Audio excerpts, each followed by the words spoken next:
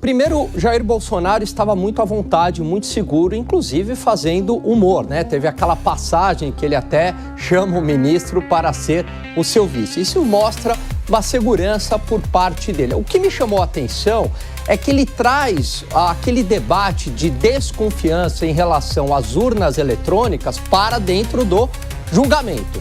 Você pode até não gostar de Jair Bolsonaro, mas depois dessa audiência tem muita gente repensando tudo. Ele não só enfrentou Alexandre de Moraes de frente, como fez isso com ironia, segurança e até piada. Mas o que mais chamou a atenção? O ex-presidente não foi só réu. Ele assumiu o protagonismo e virou o jogo, colocando a justiça eleitoral no banco dos réus. Bolsonaro usou a audiência para contar sua versão dos fatos, para mostrar que não houve golpe e para explicar por que não entregou a faixa. E tem mais, ele deixou no ar uma dúvida inquietante. Quem realmente falhou no dia 8 de janeiro? O governo atual ou o anterior?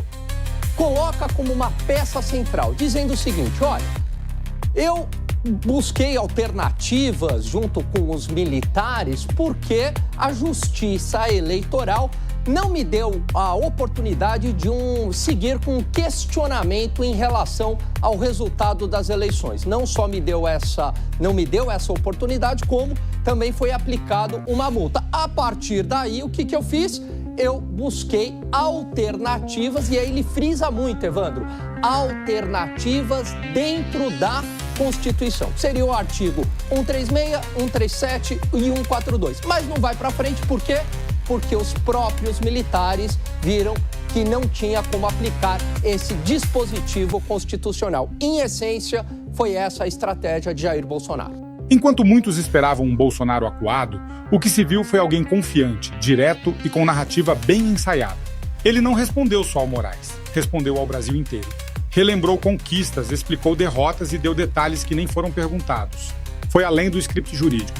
Em vez de se limitar ao básico, Bolsonaro deu um show de comunicação política. E o mais impactante, deixou no ar que tudo que foi dito contra ele sobre golpe, conspiração e omissão pode ser uma grande distorção. Não teve contradição, não titubeou, e mesmo quem o detesta teve que admitir. A fala dele fez sentido. E então veio o ponto mais simbólico. Por que não passou a faixa para Lula? Bolsonaro foi direto. Não fazia sentido passar a faixa para alguém em quem ele não confiava. Disse que alertou contra a baderna e que não comandou acampamento nenhum. E mais, colocou o dedo na ferida e falou da justiça, das decisões que beneficiaram o ex-presidente Lula, da anulação do processo e da sensação de injustiça que sentiu nas urnas. E aí, se a transição foi pacífica, como o próprio José Múcio confirmou, por que seguem tentando pintar Bolsonaro como autor de um golpe que nem os generais aceitaram aplicar? Essa narrativa tem mais buracos do que parece. Bastante simbólico, né? Não passar a faixa, porque para Jair Bolsonaro houve algum tipo de injustiça no processo eleitoral. Ele externalizou essa injustiça, né? Dizendo que a justiça eleitoral concedeu mais benefícios ao seu oponente do que para ele. Ele era acusado e xingado de tudo quanto é nome, então ele estava bastante injustiçado. Então isso foi um ato simbólico para demonstrar a sua insatisfação com a derrota, que no seu entendimento, pelo menos assim que eu interpreto, Evandro, foi bastante injusto. Agora, de qualquer maneira, apesar do sentimento de injustiça de Jair Bolsonaro, ele fez uma transição pacífica. Tanto é que isso foi confirmado pelo próprio ministro da Defesa, José Múcio, numa entrevista no Roda Viva, onde ele fez questão de pontuar.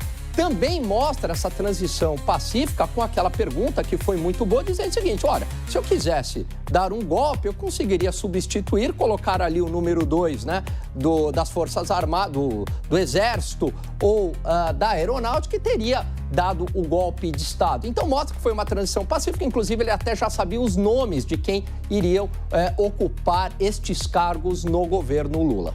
O que a gente viu nessa audiência foi mais do que um depoimento, foi uma contraofensiva. Bolsonaro se defendeu sim, mas também acusou. Falou com firmeza, clareza e até ironia. E deixou uma pergunta no ar. Será que tudo o que nos contaram sobre o 8 de janeiro e sobre essa suposta tentativa de golpe era mesmo verdade? Ou será que a história está sendo escrita por quem venceu e agora precisa de um vilão? Uma coisa é certa, depois dessa audiência, o jogo político ficou ainda mais tenso. E o que vem pela frente pode ser explosivo.